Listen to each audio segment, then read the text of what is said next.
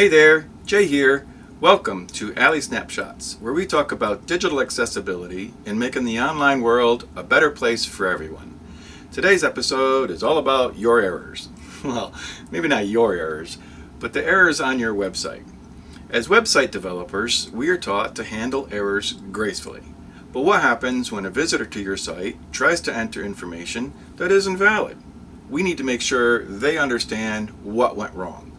That's what we're talking about today. Today's tip, show us your errors.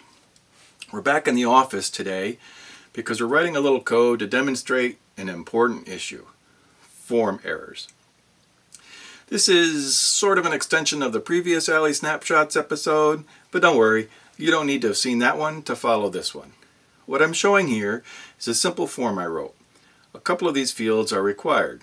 Well, at least my application is going to check them to see if they have a valid value. Now, watch what happens if I click the Submit button without typing anything in the fields. Can you see this?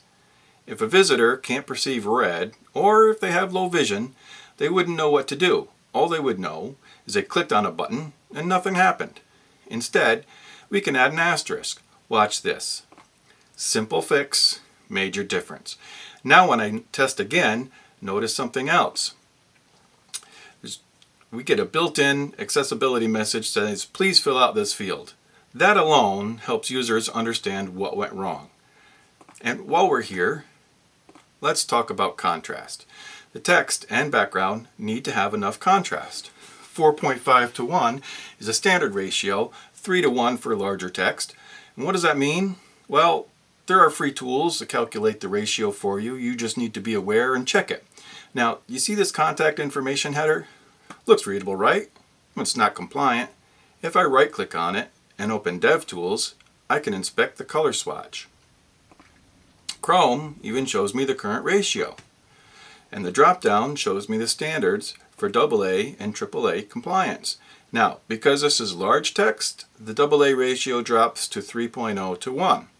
If I drag the slider down, oh, we're there. You can see that now we're compliant. It's there. In this case, I could probably just make the color blue in my styles. That would be compliant. This isn't true of all colors. Watch what happens with this red asterisk.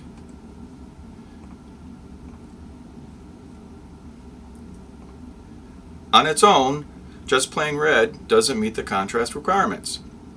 Here we are 3.99, the contrast requirements are 4.5. I'd have to move the slider down. There we go. This applies to everything. Headings, labels, links, instructions, anything the user needs to see. If I check the labels, you can see that they're black, and they meet the compliance ratio because they're 21 to 1. Watch what happens when I move the slider. Watch them disappear. Would you know what to enter into these fields? Low contrast hides information.